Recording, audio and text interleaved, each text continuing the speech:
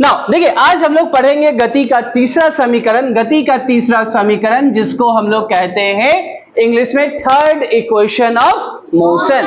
Third equation of motion जो equation है v square बराबर u square plus 2as, v square equal to u square plus 2as, जहां पे v क्या होता है?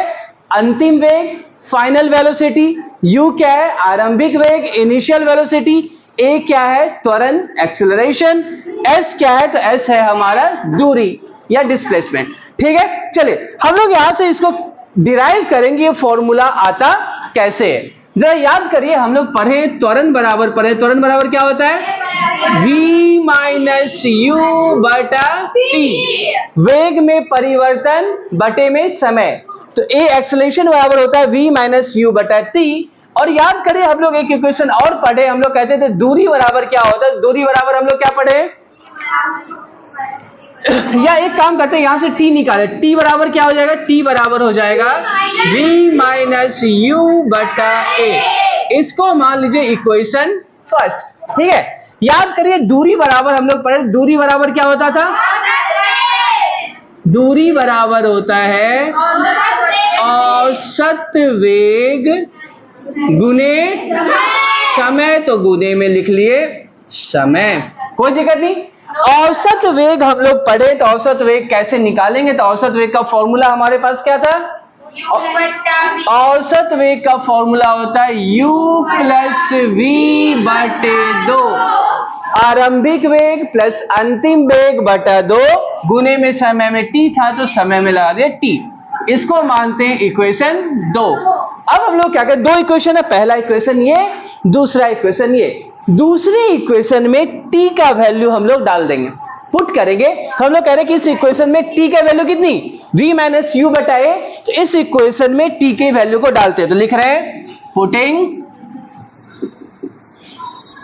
Value of t in equation 2 में t का वैल्यू डाल दे। ठीक है, आइए तो इस इक्वेशन में t का वैल्यू डालेंगे कि हमारा क्या है?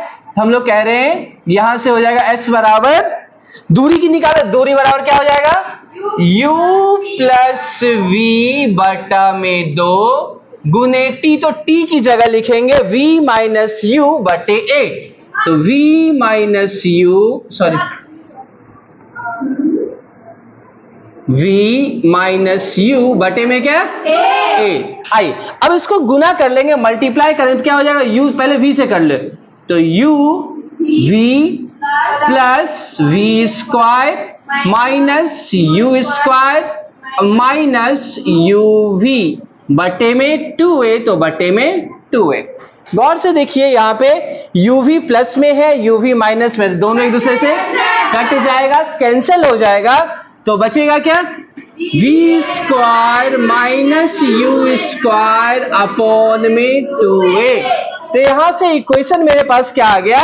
इक्वेशन आ रहा है, हम लोग कह रहे हैं कि ये हो जाएगा कि अगर यहां से देखो एक लाइन और लिख लेते हैं, तो s बराबर क्या हो गया? तो s बराबर हो गया हमारा, s बराबर v square minus u square upon में 2a।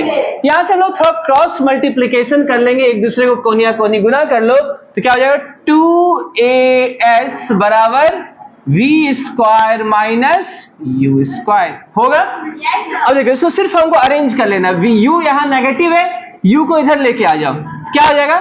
u स्क्वायर को हम लोग इधर ले आएंगे तो ये हो जाएगा u स्क्वायर प्लस 2as बराबर v स्क्वायर, या हम लोग लिख लेंगे v स्क्वायर बराबर u स्क्वायर प्लस 2as।